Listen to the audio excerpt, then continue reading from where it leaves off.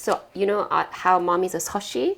Remember we talked about that? Mom's name used to be Seo, S-E-O.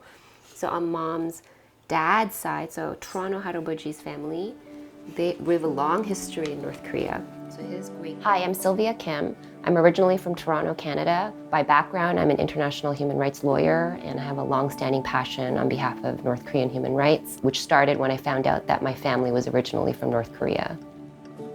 Hi, Paul Song from Santa Monica, California. I'm a radiation oncologist by training, just started my own biotech company. And my connections to North Korea are that my father was born in Pyongyang and my mom's family is from Saerewan. I'm Danny So, I live in West Los Angeles. I've been in financial services for about 18 years, recently started 2 companies. And my connection to North Korea is that both sides of my family are from the Northwest Pyongan Bukdo side. My dad is the youngest, so yeah, others were already married. I actually grew up kind of just like not knowing anything. I grew up, the child of Korean immigrant convenience store owners, didn't know anything about my history, thought I was Canadian, fully Canadian. I kind of had a shock when I found out that my family was originally from the North and just found out kind of all of the resilience and the history and just how powerful that was in my 20s. And I think that's what really struck me to learn more about the crisis and how my family was tied to that.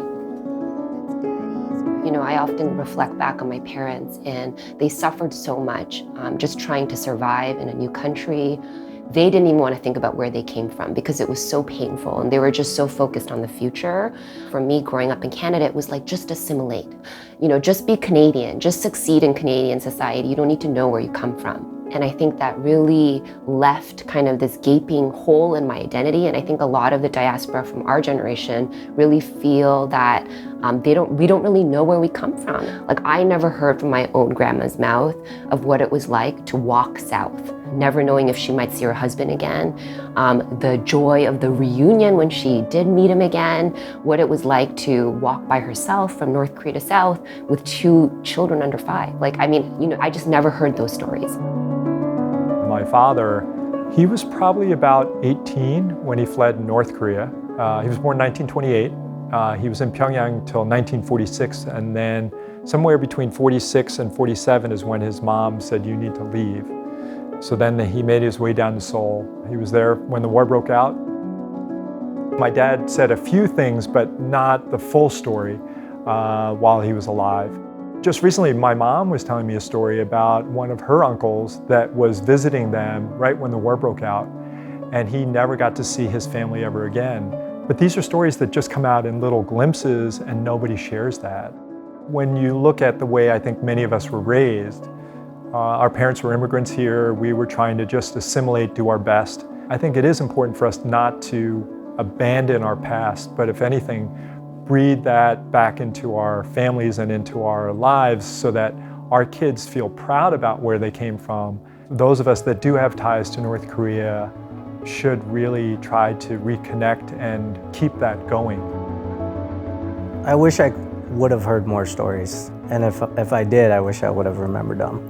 But just in the values that they passed on to my dad and my mother and to me, those stories are embedded in the values.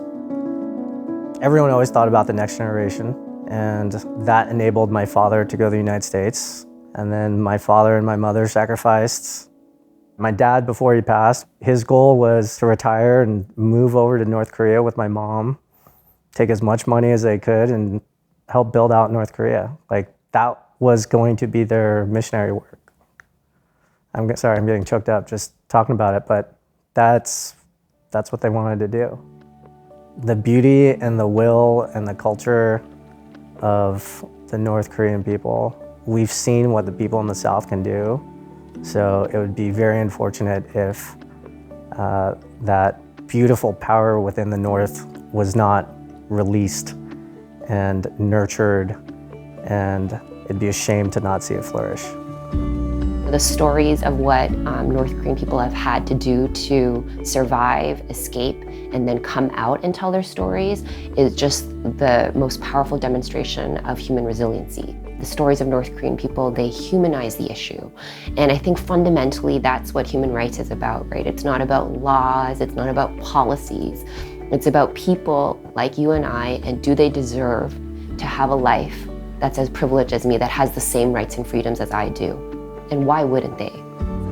As much as I feel connected to the issue as a member of the Korean diaspora, obviously, these defectors that come out of North Korea, this is as connected as it gets. They have family members that are still in North Korea. They have personally lived through some of the most horrific human rights conditions that we can't even imagine. So when I see, these people kind of settling, getting themselves educated, feeling passionate about bringing freedom to the rest of their people, I think that just gives me so much hope. And I feel like it's our duty to support them and to help them reach their potential.